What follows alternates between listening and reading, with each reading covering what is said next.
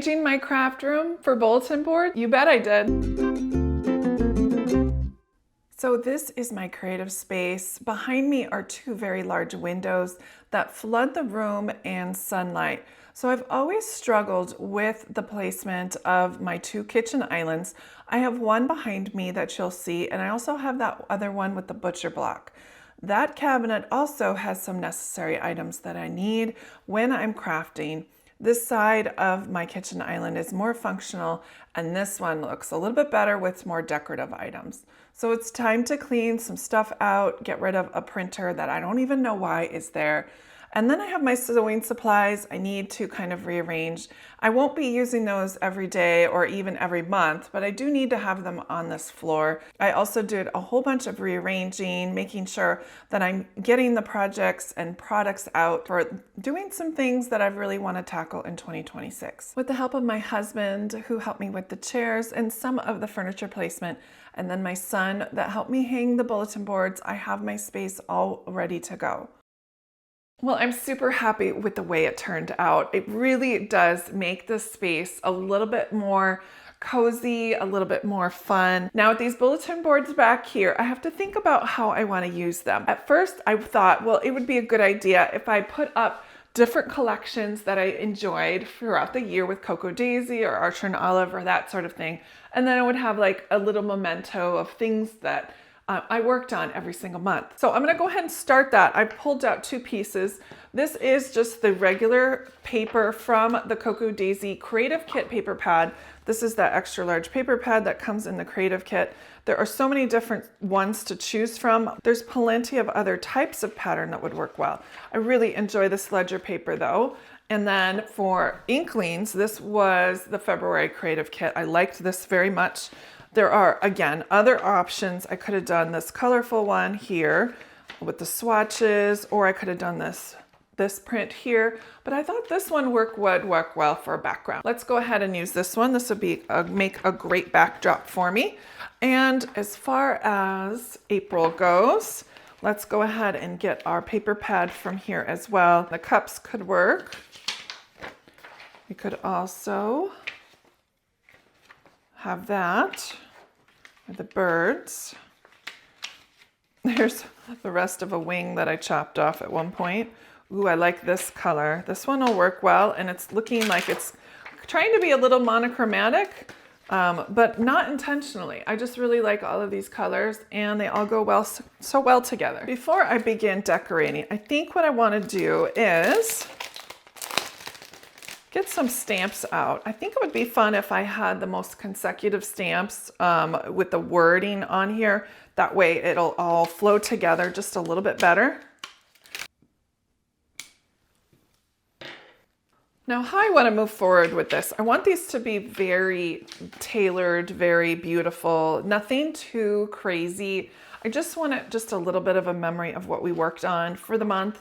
And so I'm grabbing a few of the supplies that I already have in my bin that I need to take care of. So you'll see other projects in here.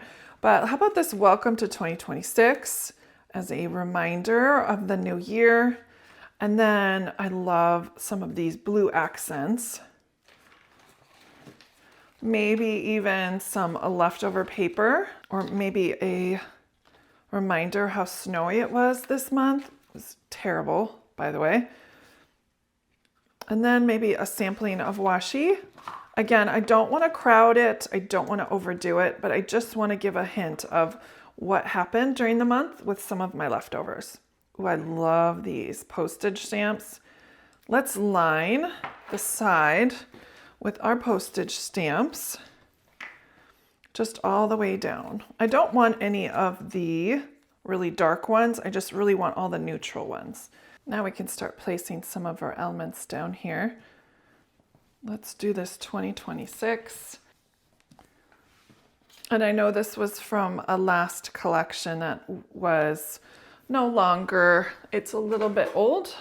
I think this was the year before last, 2026, but we'll just stick that right underneath there for just a little decoration, just to remind us of how snowy and cold January was. Very helpful that we're done with it. I was kind of over January while it was January.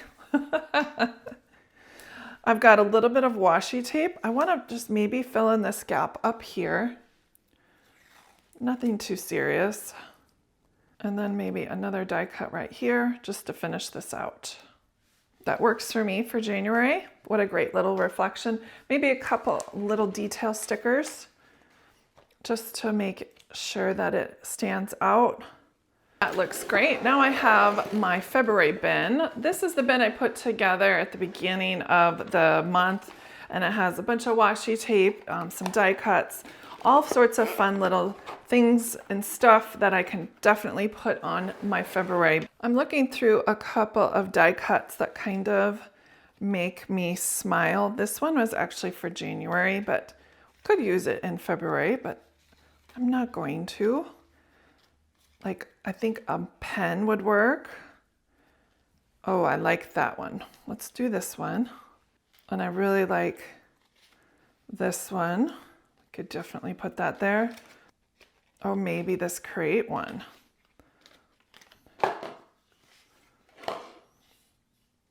Kind of like this one. All right, we'll get those 3 on there.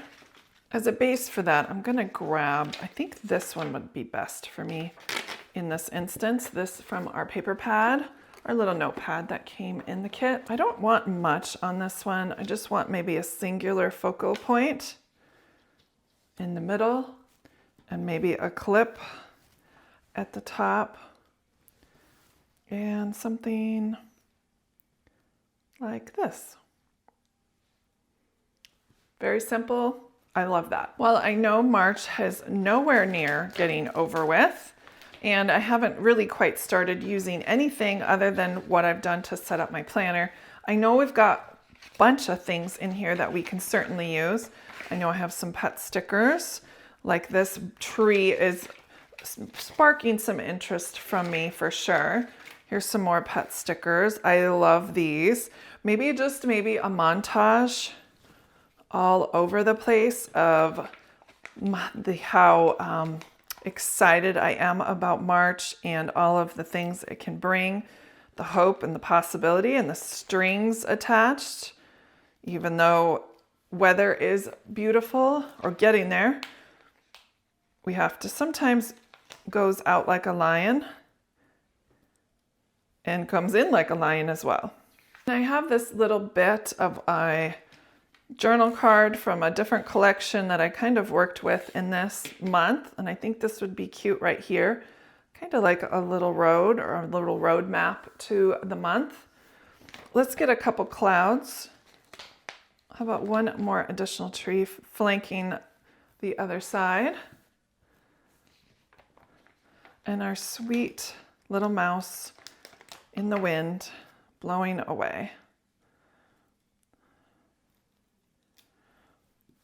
It didn't need much, but it sure spoke to the collection and how beautiful it was. Moving on to April. April was all about books and birds. Let's go ahead and get this as like a little base here. And then I love this washi tape. It really does reflect all of the fun bits that was included in this kit. And now we can pick out a couple die cuts as well. This washi tape was definitely a favorite as well. Got to add that, of course. And then I've got to add a bird of some sort. I love looking at my stickers and seeing what stickers I had for this. There's so many fun bird stickers. I love this guy here. Let's add him right on the top of our page here. I really want to add something here to round out the space. I'm just going to take my planner kit, Dusty Pink, or is this Dusty Rose? Dusty Pink.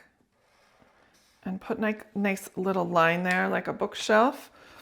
And I've got some pet stickers. Let's add more books, a continuous bookshelf. I think what I'll do is put something in between. How about one more piece of washi tape just to make a line between the two all the way up. Because this kit has so much black, I want to add some black accents all the way around. And what better than to do a little bit of dashed lines. And if I don't like those, I'll add some dots in between, but at least it'll round out the space. So instead of using push pins, I've got some glue dots that I think will work really well. And then nothing is harmed and I don't have to look at the push pins. So this will work great. I mean, there's nothing wrong with push pins, but these look so tailored. I want to mimic that when I get those on the bulletin board. I hope you guys enjoyed the little refresh of my craft room. It's not much, it's not big, but I really do enjoy it. Just this space, having it be all mine, really is a treasure. And then putting together my little bulletin board, I love it. I think it's a great little capsule collection that I can look on for years past. If you guys are interested in more fun ideas, head on over to my Patreon. I'd love to see you there, and I will talk to you guys next time. Bye.